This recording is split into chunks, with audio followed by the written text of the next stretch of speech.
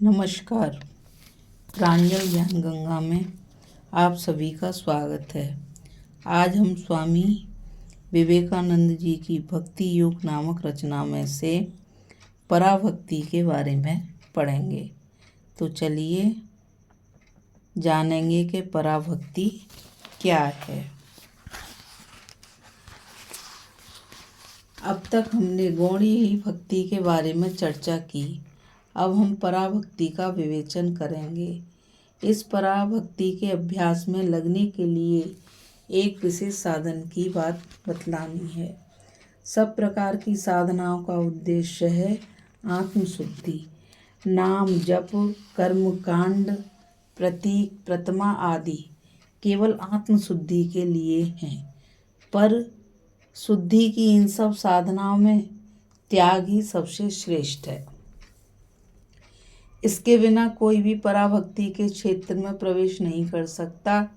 त्याग की बात सुनते ही बहुत से लोग डर जाते हैं, पर इसके बिना किसी प्रकार की आध्यात्मिक उन्नति संभव नहीं। सब प्रकार के योग में यह त्याग आवश्यक है। यह त्याग ही सारी आध्यात्मिकता का प्रथम सोपान है, उसका सार है। यही वास्तविक धर्म है। जब मानवात्मा संसार की समस्त वस्तुओं को दूर फेंक गंभीर तत्वों के अनुसंधान में लग जाती है, जब वह समझ लेती है कि मैं देह रूप जड़ में बद्ध होकर स्वयं जड़ हुई जा रही हूँ और क्रमशः विनाश की ओर बढ़ रही हूँ, और ऐसा समझकर जब वह जड़ पदार्थ से अपना मुंह मोड़ लेती है, तभी त्याग आरंभ होता है। तभी वास्तविक आध्यात्मिकता की नींव पड़ती है। कर्मयोगी सारे कर्म फलों का त्याग करता है। वह जो कुछ कर्म करता है उसके फल में वह आसक्त नहीं होता है। यह ऐहिक अथवा परलौकिक किसी प्रकार के फलोपभोग की परवाह नहीं करता। राजयोगी जानता है कि सारी प्रकृति का लक्ष्य आत्मा को भिन्न भिन्न प्रकार के सुख दुखात्मक अनुभव प्राप्त कराना है, जिसके फलस्वरूप आत्मा यह जान ले कि वह प्रकृति से नित्य पृथक और स्वतंत्र है। मानव आत्मा को यह भली भांति जान लेना होगा कि यह नित्य आत्मस्वरूप है और भूतों के साथ उसका संयोग केवल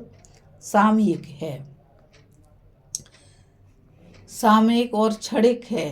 राजयोगी प्रकृति के अपने नानाविध सुख दुख के अनुभवों से वैराग्य की शिक्षा पाता है।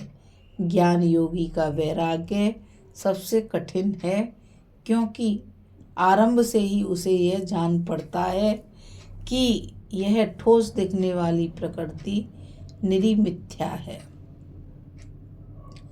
उसे यह समझ लेना पड़ता है कि प्रकृति में जो कुछ शक्ति का विकास दिखता है वह सब आत्मा की ही शक्ति है, प्रकृति की नहीं।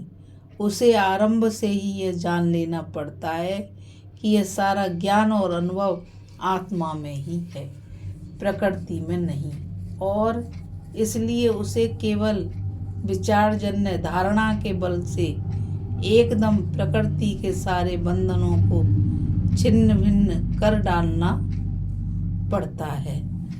प्रकृति और प्राकृतिक पदार्थों की ओर वह देखता तक नहीं, वे सब उड़ते दृश्यों के समान उसके सामने से लुप्त हो जाते हैं। वह स्वयं कैवल्य पद में अवस्थित होने का प्रयत्न करता है। सब प्रकार के वैराग्यों में भक्ति योगी का वैराग्य सबसे स्वाभाविक है।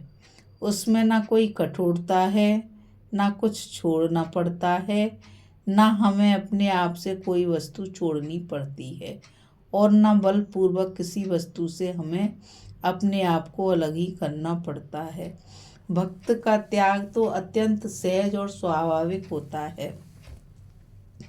इस प्रकार का त्याग बहुत कुछ विकृत रूप में हम प्रतिदिन अपने चारों ओर देखते हैं। उदाहरण अर्थ, एक मनुष्य एक स्त्री से प्रेम करता है।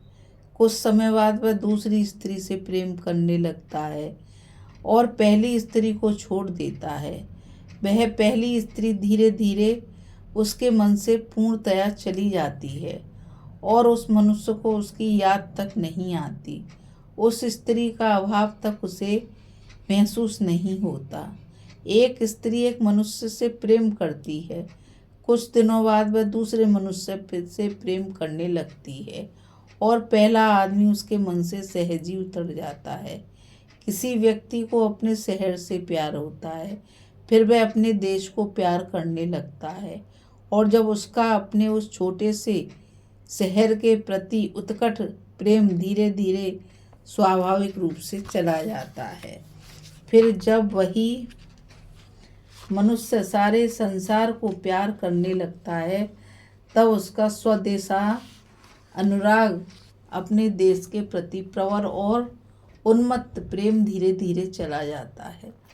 इससे उसे कोई कष्ट नहीं होता। यह भाव दूर करने के लिए उसे किसी प्रकार की जोर जबरदस्ती नहीं करनी पड़ती। एक अशिक्षित मनुष्य इंद्रिय सुखों में उन्मत्त रहता है। जैसे जैसे वह शिक्षित होता जाता है, वैसे वैसे ज्ञान चर्चा में उसे अधिक सुख मिलने लगता है और उसके विषय भोग भी धीरे धीरे कम हो जाते हैं। एक कुत्ता अथवा भेड़िया